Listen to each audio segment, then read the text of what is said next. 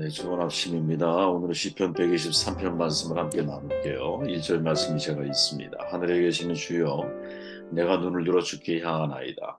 상전의 손을 바라보는 종들의 눈같이 여주인의 손을 바라보는 여종의 눈같이 우리의 눈이 여호와 우리 하나님을 바라보며 우리에게 은혜 베풀어 주시기를 기다리나이다. 예배자는 시선이 중요하다. 시선에 관한 말씀을 함께 나누도록 하겠습니다.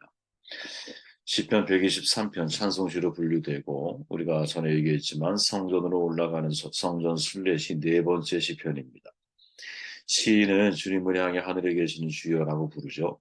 하늘에 계신다라는 뜻은 땅 위에 사는 인간들을 포함한 모든 피조물들과는 근본적으로 다른 존재가 바로 하나님이십니다. 이렇게 말하는 거죠.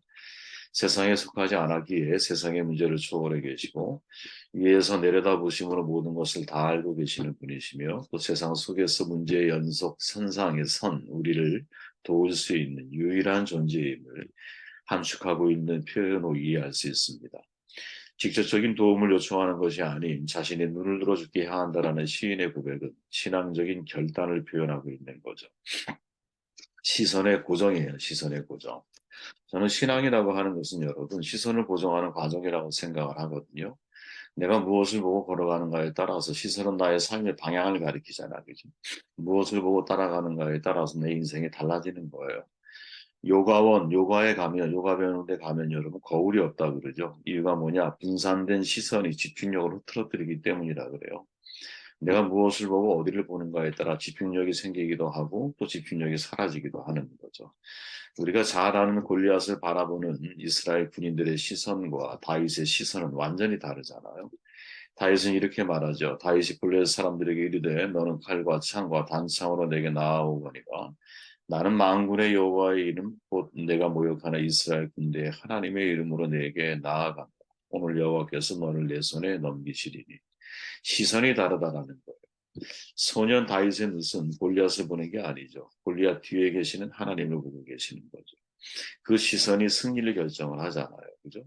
믿음으로 눈을 들어서 주를 향하고 있는 거예요. 그렇기에 그 눈을 가지고 세상을 바라보니까 세상에 내게 주어져 있는 환경과 또 여러 가지 크고 작은 문제들, 나를 지금 당장 죽일 수 있는 상황 같은 모든 것들이 하나님이 내 편이 되시고 하나님이 지금 나를 지키고 계신다는 사실을 확인하는 순간 그 모든 것들은 다 무력화되어지는 거죠. 그렇게 이 시편에서 우리가 초점을 맞춰야 할 것이 있다면 이게 성전 순례식, 즉 성전을 향해서 가는 노래라고 가정할 때 예배자가 갖춰야 될 게 뭐냐? 예배자는 시선이 되게 중요하다라는 거죠. 시선을 하나님께로 고정하는 예배 시간 자체가 그렇잖아요. 시선을 내가 하나님께 고정하는 시간. 자, 본문으로 들어가 봅니다. 1절 말씀에 하늘에 계시는 주여 내가 눈을 들어 주께 향하나이다. 시인은 하늘에 계신 주여 내가 눈을 들어 주께 향하나이다 부르며 기도를 시작을 하죠. 이 문장은 히브리어에 보면 과거 시제로 되어 있어요. 과거 시제로 나왔다라는 것은 뭐냐? 과거의 동작이 현재까지 지속되는 용법으로 이해할 수 있다라는 거예요. 즉, 다시 말하면 지금 시인은 예전부터 주님을 바라보고 있었고 지금도 하나님께 시선을 고정하고 있다라는 거지. 이게 예배자의 시선이라고 봐요. 여러분, 이런 시선을 고정하는 것은 하루아침에 이루어지는 게 아니에요. 그죠? 과거에도 내가 하나님의 시선을 고정했었고, 그 과거의 삶이 계속 연장선에서 오늘도 내가 내 시선을 하나님께 고정하며 살아간다라는 것이죠. 그럼 질문해 볼게요. 하나님께 시선을 고정한다라는 말이 과연 무슨 뜻일까요? 과연 그게. 그죠? 하나님께 시선을 고정한 길은 말씀을 붙잡는 거죠, 여러분. 상황이 힘들고 판단이 안 설 때 하나님의 말씀만 들어야 한다라는 거죠. 사람들의 말과 하나님의 말을 섞어서 들으면 여러분 점점 사람들의 말에 귀를 기울이게 되거든요. 그러면 조금만 일에도 두려워하게 되고 놀라게 되고 상황이 과연 해결될 수 있을까? 우리는 그런 생각을 할 수 있어요. 그러나 여러분 하나님의 말씀은 사탄의 견고한 지를 하루아침에 파쇄하는 능력이 있다는 사실을 잊으면 안 돼요. 사람들의 마음속에 숨겨져 있는 그 은밀한 그 계략들을 우리가 어떻게 다 분별해낼 수 있겠어요. 열 길 물속은 알아도 사람 한 길 마음속은 모르는 거거든요. 근데 그 모든 것들은 누가 알아? 하나님이 알고 계시죠. 그럼 하나님이 하나님의 방법대로 해결하시는 게 어떻게 하느냐? 그들의 욕심에 이끌려 결정한 모든 것들로 그들이 야합하다가 서로 싸우기도 하고 서로 자멸을 향해 달려가는 거예요. 이것이 다윗이 사실은 왕위에 오르는 과정 속에 나타난 현상 가운데 하나이죠. 그때 다윗의 시선은 여러분 하나님만 고정하는 거였어요. 인간적인 방법을 가지고 얼마든지 그들을 대적할 수 있었겠죠. 하지만 그 모든 것들을 내려놓고 그냥 자기 시선을 하나님께 고정하고 그 주변에 벌어지는 수많은 이합, 자기를 무너뜨리기 위해 다가오는 수많은 계략들을 다 하나님께 맡긴 결과 그들 스스로 자멸해서 결국 무혈입성하게 되는 다윗. 이런 게 정말 우리가 잊지 말아야 주목해야 할 중요한 모습 가운데 하나이죠. 시선을 고정한다라는 게 왜 말씀을 붙드는 것이냐. 여러분 예수님이 하신 말씀 가운데 하나님의 영이시니 예배하는 자가 신령과 진정으로 예배할지니라 이렇게 말씀하죠. 이때 신령과 진정, 신령이라고 하는 것은 in spirit, 즉 하나님의 본성인 생명을 받은 사람으로서라는 뜻을 해석할 수 있어요. 진정, 진정으로라고 하는 것은 in true, 즉 진리를 따라서라는 뜻이에요. 이게 무슨 말이냐? 우리가 하나님의 본성, 생명을 가진 사람으로서 무엇을 따라? 진리를 따라서 하나님을 예배하는 것이 진짜 예배라는 것이죠. 우리가 일상 밖에서, 일상의 삶 안에서 내가 하나님의 거룩한 생명을 부여받은 사람으로서 진실한 마음으로 참된 진리의 가르침에 내 시선을 고정하면서 주어진 삶을 열심히 살아가는 것. 이게 정말 살아있는 예배고 진정한 예배고 이게 거룩한 삶 제물로 나를 드리는 예배이죠. 여기서 잊지 말할 핵심이 뭐예요? 내 마음대로의 예배가 아니라 하나님의 말씀인 진리를 따라서. 그렇게 예배자는 여러분 시선을 고정한다고 말할 때 이때의 시선은 하나님의 말씀에 대한 시선이죠. 말씀에 대해 시선을 고정하는 거예요. 말씀으로 과거부터 지금까지를 바라봐야 되는 것이죠. 우리가 보통 여러분 역사를 바라보는 시각을 사관이라고 말하잖아요. 내가 어떤 사관을 가진나에 따라서 역사가 달라지고 역사에 대한 해석이 달라지는 거예요. 역사가 달라지는 건 아니죠. 역사는 그대로 있죠. 근데 그 역사에 대한 해석이 달라지는 거죠. 조선의 역사를 공부해 보면 우리가 어렸을 때 아마 저랑 비슷한 또래 분들은 다 아실 거예요. 우리나라는 맨날 당파 싸움만 했다. 노론, 소론, 북인, 남인 하면서 조선의 역사가 당파 싸움의 일세의 그 역사라고. 우린 다 그렇게 어렸을 때 배워가죠. 일제 식민사관의 결과죠. 일제가 우리 민족사를 해석하며 처음부터 끝까지 정쟁하다가 망한 나라로 인식시키기 위해서 그런 역사관을 우리에게 주입을 했죠. 그래서 우리는 어렸을 때 이게 진짜 조선의 역사의 전부라고 생각을 하고 살아왔어요. 그죠? 그렇게 우리는 일본의 지배를 받는 것이 당연하다. 이렇게 인식하며 우리는 살아왔어요. 우리는 안 된다. 우리는 안 된다. 이런 생각을 우리는 어렸을 때 가지고 왔거든요. 이런 식민사관에서 벗어나야 사실은 역사를 제대로 재조명하고 바라볼 수 있는데 이걸 벗어난다는 게 결코 쉽지가 않더라는 거죠. 한번 머리에 갇혀버리니까. 같은 사건인데 그 사건을 어떤 시각으로 보느냐에 따라서 사실은 달라지는 거. 믿음 생활도 마찬가지예요. 같은 사건을 바라보는 시각이 어떠냐에 따라서 해석이 달라질 수 있고 해석이 올바라지기 시작하면 인생이 달라지는 거죠. 요셉의 경우 여러분 형들의 노예로 팔려왔어. 10년을 동안 가정고생을 했어. 대략 그들을 만날 때 22년의 긴 세월이 지났어. 그 힘들고 어려웠던 고난을 잘 견뎌내서 형제를 딱 만났을 때, 그죠? 그때 요셉의 형들에 대한 해석은 뭐예요? 하나님이 당신들을 이때를 위해서 나를 앞서 보내신 거라고. 여러분, 위대한 해석이 위대한 삶의 결과를 만들어내요. 그렇게 여러분, 인생을 제가 볼 때 신앙의 어려움들을 겪는 사람들의 특징 가운데 하나는 뭐냐면 해석을 잘못하는 거예요. 그래서 잘못된 선택을 하는 거예요. 하나님의 마음을 오해하는 거예요. 하나님은 정말 우리가 행복하고 정말 우리가 복받는 삶을 살기 원하시거든요. 모든 것을 합력하여 선을 이루어 가시는 것이 하나님의 진심이시거든요. 근데 우리가 해석을 잘못해버리면 하나님에 대한 오해가 생기는 거죠. 우리가 부모의 마음을 오해하면, 잘못 해석하면, 그죠? 그 오해의 골이 깊어져서 부모랑 오랜 관계 동안 등짐의 인생을 살아가는 이 세상에 많은 가정들이 얼마나 많이 있습니까? 마치 그런 것 같다라는 거죠.